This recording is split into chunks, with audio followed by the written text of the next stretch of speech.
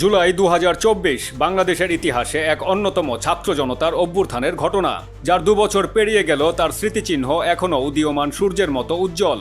জুলাইয়ের অগ্নিঝরা দিনগুলোতে বুলেটের মুখে প্রতিরোধ গড়ে তুলেছিল যে জনতা, তাদেরই আত্মত্যাগে অর্জিত হয় ৫ই আগস্টের বিজয়।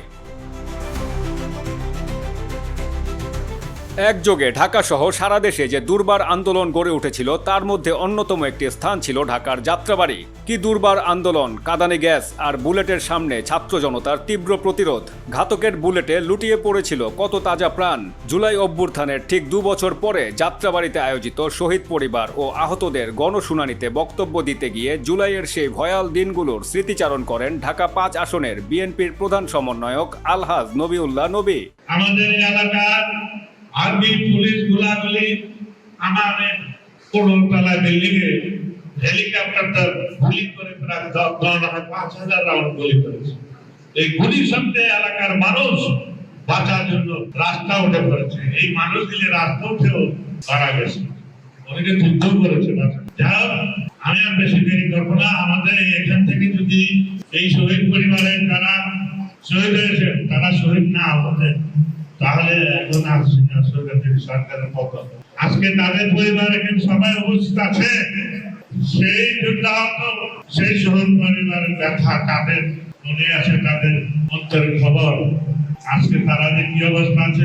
এছাড়াও জুলাই গণ অভ্যুত্থানে যাত্রাবাড়িতে শহীদ পরিবার ও আহতদের গণশুনানিতে সাংবাদিকদের বিভিন্ন প্রশ্নের উত্তর দেন চিফ প্রসিকিউটর জনাব আমিনুল ইসলাম।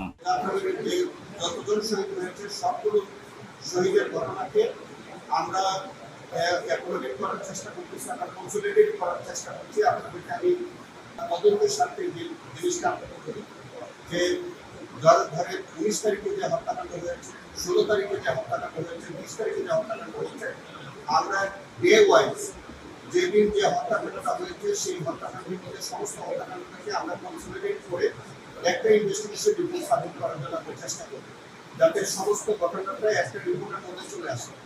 এইভাবে আমরা ইনভেস্টিগেশন শেষ করার চেষ্টা করবো। আমরা যদি ইন্ডিভিজুয়াল ইনভেস্টিগেশন করতে যাই তাহলে আমাদের ইনভেস্টিগেশন এবং বিচার করতে দেরি হবে। সেই কারণে আমরা চেষ্টা করবো, আমাদের এই আইনগত সুযোগ আছে যে আমরা সেইভাবে ইনভেস্টিগেশনটা কনসোলিডেট করে আমরা একটা ঘটনার মানে সিরিজ অফ অকারেন্স যেগুলো হয়েছে এগুলো আমরা একটা ইনভেস্টিগেশনে এনে একটা ইনভেস্টিগেশন রিপোর্ট সাবমিট করবো এবং একটা বিচার প্রক্রিয়ার মধ্যে দিয়ে সেই বিচারটা আমরা শেষ করবো। সেখানে একাধিক আসামি হতে পারে, বহু আসামি থাকতে পারে, বহু শহীদ থাকতে পারে, তার সবগুলো আমরা একটা বিচারের মধ্যে নিয়ে আসবো। একাধিক চার্জ থাকতে পারে।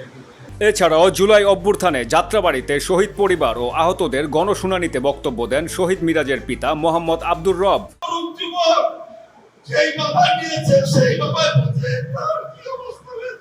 এখন আমি দেখি আমার মিরাজ জানে ভাবে চতুর্দিকে আমার মিরাজ আছে, শুধু আমার মিরাজ ছিল না, আমার বন্ধু ছিল। বাবা তুমি কোথায় আছো? এখন কে বলবে? তাই আমি আমার অভিভাবক নবিউল্লাহ নবীর সঙ্গে বলবো, চিফ প্রসেসিং স্যারকে বলবো আপনার বাড়িতে যাতে শহীদের স্তম্ভ হয়, আমরা যাতে ন্যায় বিচারটা পাই, এইটুকু আমার দাবি। আসসালামু আলাইকুম। ২০২৪ সালের জুলাইয়ের সে আন্দোলনের ২ বছর পেরিয়ে গেলেও তার ক্ষত বয়ে বেড়াচ্ছে বহু আহত জুলাই যোদ্ধা। আর জুলাইয়ে নিহত শহীদ পরিবারের আর্তনাদে প্রতিনিয়ত ভারী হচ্ছে দেশের বাতাস। যে নতুন সূর্য উদয়ের প্রত্যাশায় আপামর জনতা উপেক্ষা করেছিল ঘাতকের বুলেট, সে সূর্য উদিত হবে এবং আলোকিত করবে দেশকে, এমনটাই প্রত্যাশা সকলের। এম সাখাওয়াত হোসেন সুজন, দৈনিক আওয়ার বাংলাদেশ, ঢাকা।